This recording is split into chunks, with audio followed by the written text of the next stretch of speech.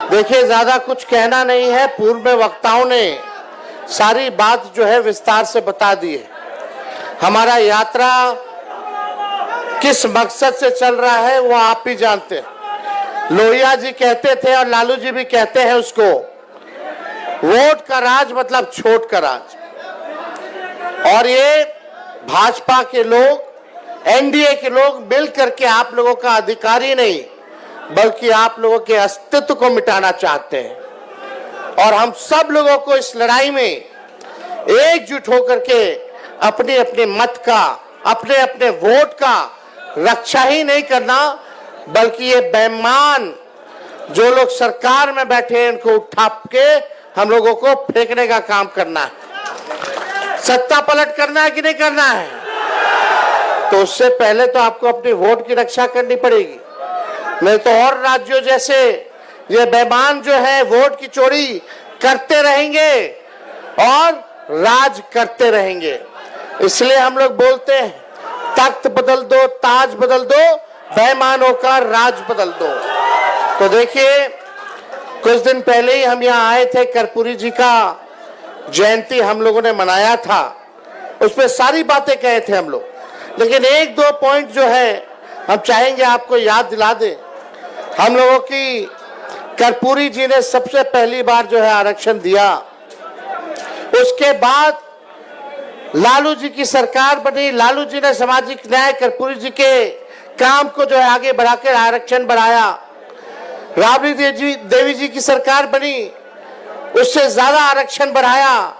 और जब हम लोगों की 17 महीने की महागठबंधन की सरकार बनी तो सबसे ज्यादा आरक्षण हम लोगों ने दिया और 65% आरक्षण हम लोगों ने बढ़ाया, टोटल 75% ईडब्ल्यूएस को मिला करके।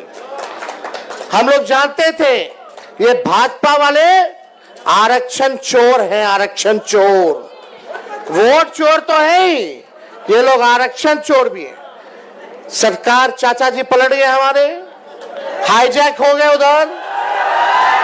अब उनसे बिहार संभलने वाला नहीं है। अब दिल्ली से मोदी जी, अमित शाह जी सरकार चला रहे हैं, लेकिन इस उम्र में हमको उनकी फिक्र होती है। लेकिन एक बात तय है कि अब वो बिहार चलाने योग्य अब नहीं रह गए। रह गए क्या?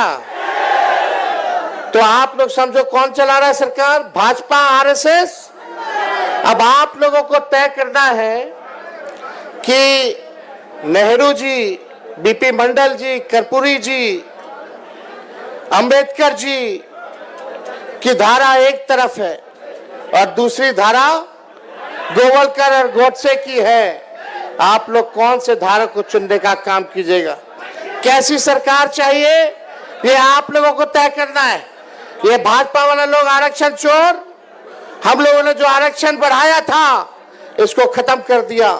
हम लोग कहते रह गए चीख चीख के, अनुसूची 9 में डालिए। जैसे तमिलनाडु में आरक्षण सुरक्षित है, वैसे बिहार में जो महागठबंधन की सरकार ने आरक्षण बढ़ाया था इसको सुरक्षित करने की जरूरत है। और यही नहीं, अगर आप लोग सरकार बनाइएगा तो आप जानते हैं मंडल कमीशन की जितनी सिफारिशें थी केवल 4 से 5 ही % इंप्लीमेंट हुआ है। हमारी सरकार बनेगी, इंडिया की सरकार बनेगी, तो आप समझिए सारी सिफारिशों को हम लोग जो है लागू कराने का काम करेंगे और सबको जो है अधिकार देने का काम किया जाएगा। तो ज्यादा कुछ ना कहते हुए आगे यात्रा में भी हम सब लोगों को जाना है और राहुल गांधी जी को भी आपके समक्ष जो है बात रखनी है। लेकिन एक बार बताइए, आरक्षण चोर कौन है? जोर से बोलिए। और वोट चोर? अब इन लोगों को हिसाब किताब बता देना है। 2 लोग गुजरात से तय करेंगे कि बिहारी का कौन कौन बिहारी वोटर होगा। हम बिहार के लोग हैं, हम लोगों को चूना लगाएगा तो हम लोग खैनिये में चूना रगड़ देते हैं और चूना को ठोक करके उड़ा देते हैं। चलने वाला नहीं है, एक बिहारी सब पर भारी। तो आप सब लोग वादा कीजिए, पूरे इंडिया गठबंधन मजबूती के साथ चुनाव लड़ेगा। जो भी साथी चुनाव लड़ेंगे आपको कैंडिडेट नहीं देखना है, आपको संविधान और लोकतंत्र को देखना है। राहुल जी और लालू जी को आप लोग देख करके वोट देने का काम कीजिए। इन्हीं चंद शब्दों के साथ आप सब लोगों को दिल से धन्यवाद, बहुत बहुत धन्यवाद। जय हिंद, जय बिहार। और ऐसी खबरें देखने के लिए सब्सक्राइब बटन को दबाएं, फिर बेल आइकन की घंटी दबाएं।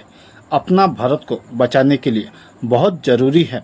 हर खबर को शेयर करें, लाइक करें, कमेंट जरूर करें। शुक्रिया।